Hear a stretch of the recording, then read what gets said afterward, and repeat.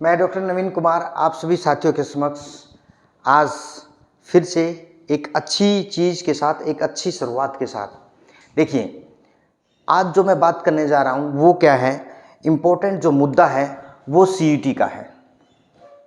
CET group D, ठीक है। HSSC के जो चेयरमैन हैं भोपाल सिंह खदरी जी, उन्होंने एक इंटरव्यू दिया। दैनिक सवेरा नाम का एक न्यूज़पेपर है, उसमें बहुत सारी बातें की गई। मैंने उसका एनालिसिस किया। मैं उसके वाक्य में जो उसके अंदर चीज़ें हैं, मैंने उसको अच्छी तरह खंगाल के देखा कि क्या सही है क्या गलत है। कोई जल्दबाजी नहीं की। मैं चाहता तो मैं कल ही उस पर वीडियो बना सकता था, आप तक डिसेमिनेट या स्प्रेड कर सकता था, लेकिन आपके पास जब तक सही चीज़ें नहीं आती तब तक उस पर मैं काम नहीं करता, जब तक मेरे पास उसकी पुख्ता सबूत नहीं होते। देखिए, एचएससीसी की सीईटी ग्रुप डी के लिए अभी 3 चीज़ों पे उन्होंने बात की है। एजुकेटर जो सोशल मीडिया पे हैं वो बात कर चुके हैं, काफ़ी लोग उसको सुन भी चुके हैं। पहली तो बात की आंसर की, आंसर की, ठीक है। आंसर की क्या है, अब ये एग्ज़ाम कौन कंडक्ट करवा रहा है, एनटीए, ठीक है, नेशनल टेस्टिंग एजेंसी। दूसरी बात की कि आपकी जो ऑब्जेक्शन है, ऑब्जेक्शंस वो 100 रुपीज़ लगेंगी, ठीक है। जो थर्ड बात की कि 3 गुना कैंडिडेट, ठीक है ना, 3 टाइम 3 गुना कैंडिडेट को क्या किया जाएगा, डीवी किया जाएगा, ठीक। अब आंसर की आ जाएगी, आएगी, कब आएगी, नहीं आएगी, या ओएमआर सीट। काफ़ी टाइम पहले तो मैंने एक वीडियो भी बनाई थी, और चिल्लाओ ओएमआर सीट आ गई, और चिल्लाओ ओएमआर सीट आ गई, लेकिन ओएमआर सीट नहीं आई। कुछ लोगों ने तो वीडियो में अपने मैसेज भी दिखाए कि देखिए ये चेयरमैन साहब का मैसेज है, अभी भी आ सकती है वीडियो ओएमआर सीट। आ गई है कुछ लोगों की, तो इवन वो मैसेज भी बता रहे हैं कि बेटा आपके कितने बन गए। That's not good my friend, whatever you are doing that's not fair, ठीक है। अब आंसर की आएगी, नहीं आएगी, कब आएगी, हमारा कंसर्न नहीं है, ठीक है ना। मैं इस मुद्दे पे बात करना चाहता, क्योंकि ये कोई मुद्दा ही नहीं है। आ गई आंसर की, आ गई आंसर की, उससे क्या होता है, बच्चे बार बार उस चीज़ों को देखते हैं और वो निराश हो जाते हैं। कहीं ना कहीं जो उनका ब्लड सर्कुलेशन लेवल है बहुत हाई होता है, टेम्परामेंट हाई हो जाता है कुछ कैंडिडेट का, क्या ऐसा क्यों हुआ।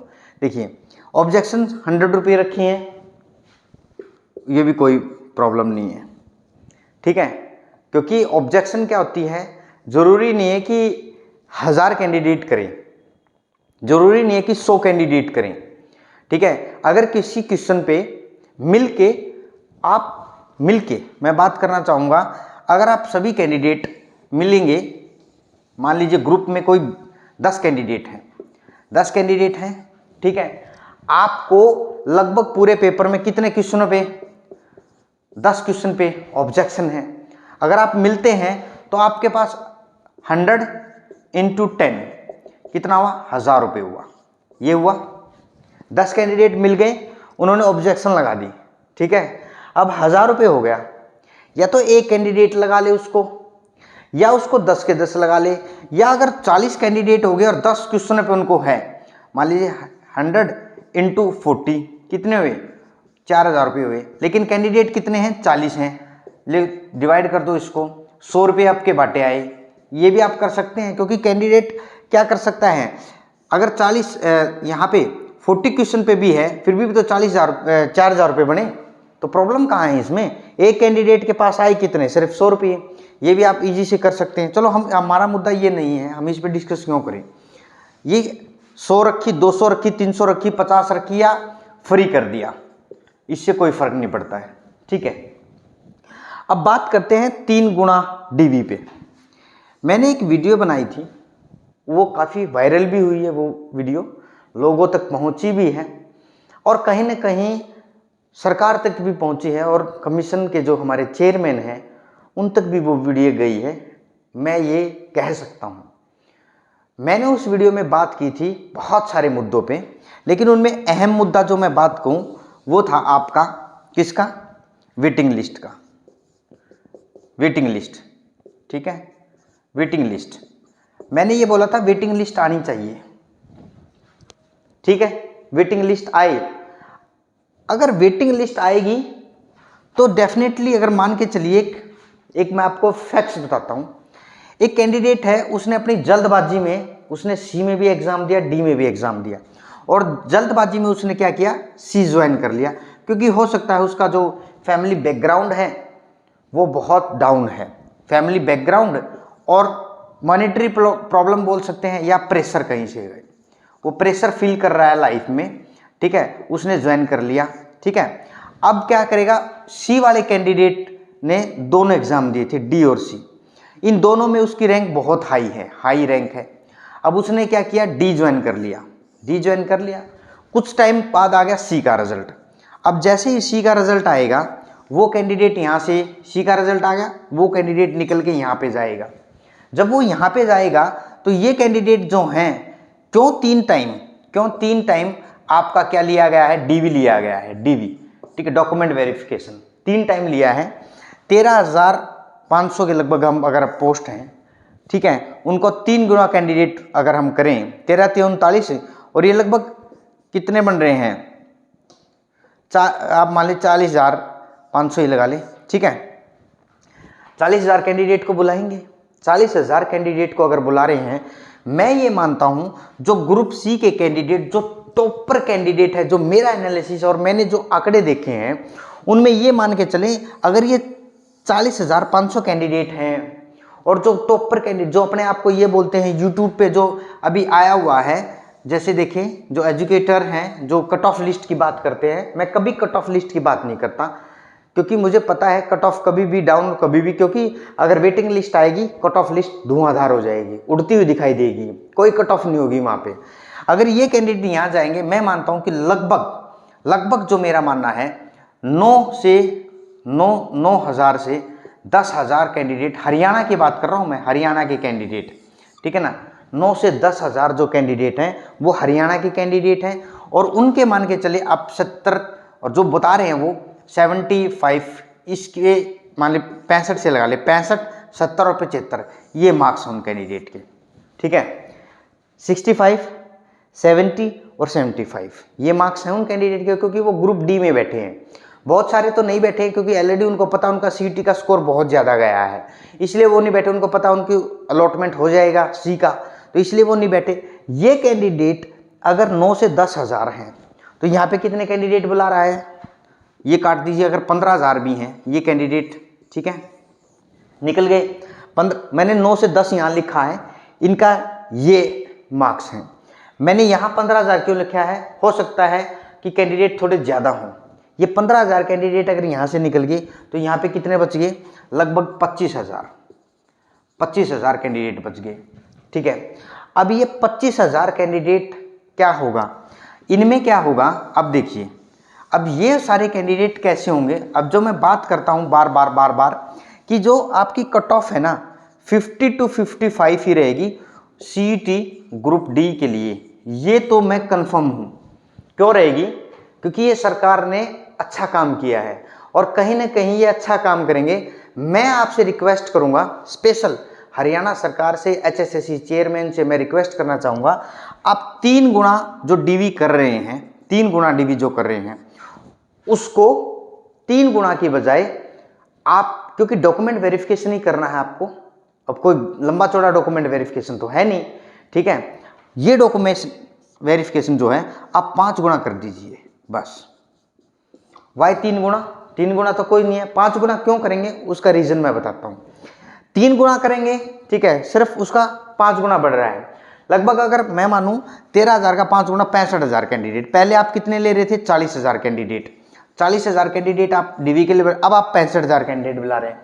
अगर 40,000 कैंडिडेट का डीवी करने में आपको मान के चलिए 10 दिन लग रहे हैं, तो इनमें हो सकता है आपको मात्र 15 दिन लग जाएं, कोई नहीं, मैन पावर है, उनको लगा दीजिए, वो हो जाएगा।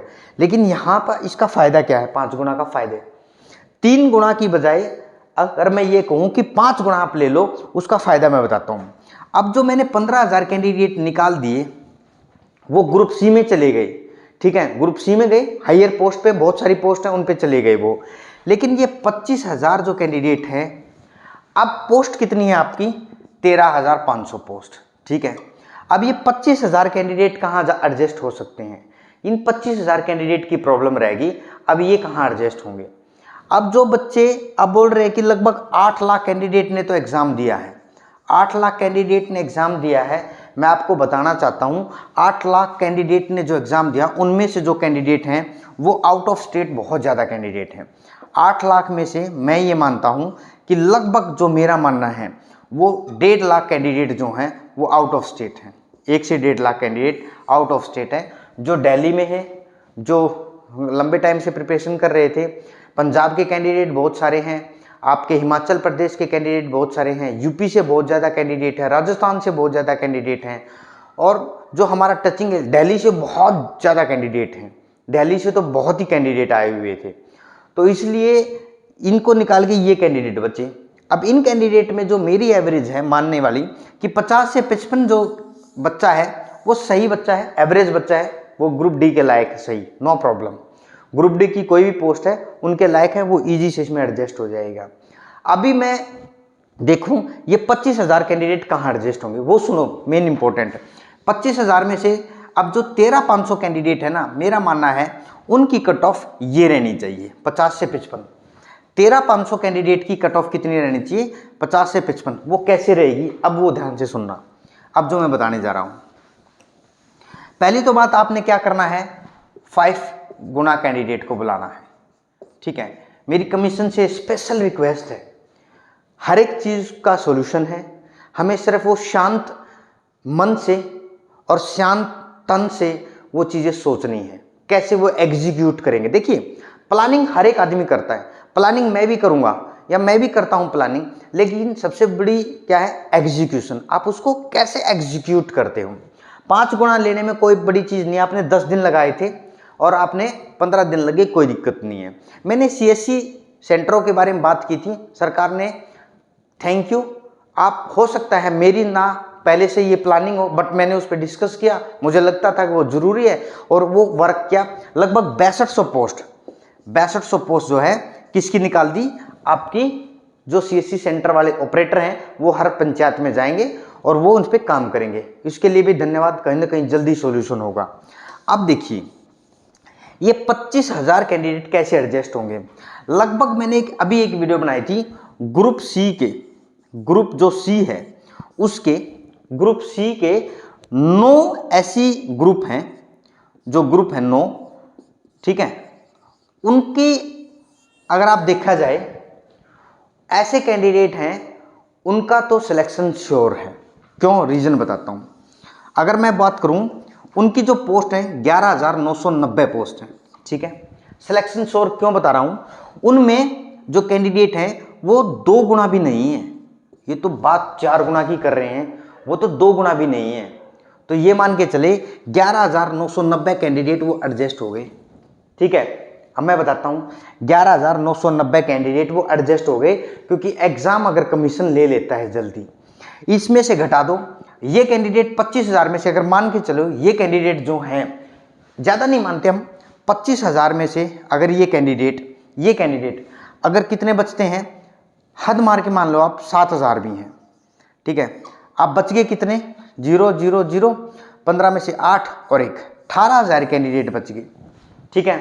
18,000 कैंडिडेट आपके प्योर बच गए, प्योर किसके, ग्रुप डी के। अब इसमें से 18,000 में से आप अलॉट कर दो, ठीक है, ये अलॉट कर दो।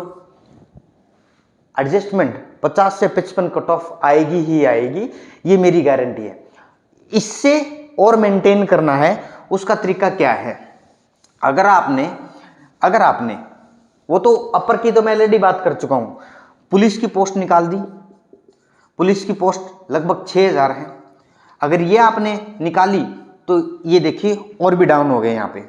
मैं 6,000 में से ये मानता हूँ जो ग्रुप डी का जिन बच्चों ने एग्जाम दिया है, ये मान के चलिए वो 3,000 कैंडिडेट है, मान के चलिए, जिनका जो परसेंटेज है, मार्क्स परसेंटेज है ज़्यादा है, मान के चलिए वो 3,000 तो 15,000 पे आ गया, ठीक है। अब और सुन लीजिए, अगर आप TGT और PGT का कर देते हैं तो सोचिए और क्या हालात होंगे। तो ये कैंडिडेट की जो कट ऑफ है 50 से 55 जाएगी ही जाएगी, इसमें कोई दो राय नहीं है। तो बार बार मैं यही बोलता हूँ, मेरी रिक्वेस्ट है 3 गुना डीवी में आप बुलाने का काम कर रहे हैं, 3 गुना, ठीक है, इसको चेंज कर दीजिए। इसका चेंज करने का क्या है रीज़न मैं आपको बताता हूँ। अगर आप इसको चेंज करेंगे 5 टाइम, 4-5 गुना भी कर देंगे, मान के चलिए अगर 4 गुना भी कर रहे हैं तब भी फ़ायदे में हैं बहुत सारे कैंडिडेट। और जो कट ऑफ है आपकी 50 से 55 ही रहेगी। आंसर की भले निकाल दो, आंसर की निकल गई उससे कोई पहाड़ नहीं टूटेगा, ठीक है, क्योंकि अभी आपके पास बहुत सारे काम रहते हैं जो आपको अभी करने हैं। उनमें क्या क्या है, सबसे बड़ी प्रॉब्लम क्या है, पीपीआईडी की है, ठीक है, उसके बाद सोशियो इकोनॉमिक क्राइटेरिया पे है। तो यही समस्या आपकी बहुत टाइम ले रही है, तो आप निकाल दो आंसर की, उससे क्या फ़र्क पड़ता है। लेकिन आपको करना क्या है, मेरी रिक्वेस्ट है स्पेशल सरकार से, इस फार्मूले पे अगर काम करते हैं तो डेफिनेटली कहीं ना कहीं पॉजिटिव रिजल्ट होंगे। और आने वाला 2024 जो है आपके लिए भी अच्छा होगा और सुनहरा भविष्य होगा, आपका भी सुनहरा भविष्य होगा, और कैंडिडेट जो फाइट कर रहे हैं उनका भी भविष्य सुनहरा होने वाला है। मेरी आप सभी से रिक्वेस्ट है, अगर आप चैनल पे नए हैं, stay tune with Navita classes for the true facts and whatever we are presenting that is with our best knowledge. अगर वीडियो आपको पसंद आई है, वीडियो को लाइक शेयर सब्सक्राइब जरूर करें और मैक्सिमम से मैक्सिमम स्प्रेड करें ताकि नीडी स्टूडेंट तक ये पहुंचे। और मैं आपसे रिक्वेस्ट करूंगा कि ये प्रोविज़न अब आप करें 3 गुना की बजाय 5 गुना की आप रिक्वेस्ट करें कमीशन से, ये मेरी स्पेशल रिक्वेस्ट है। Thank you all.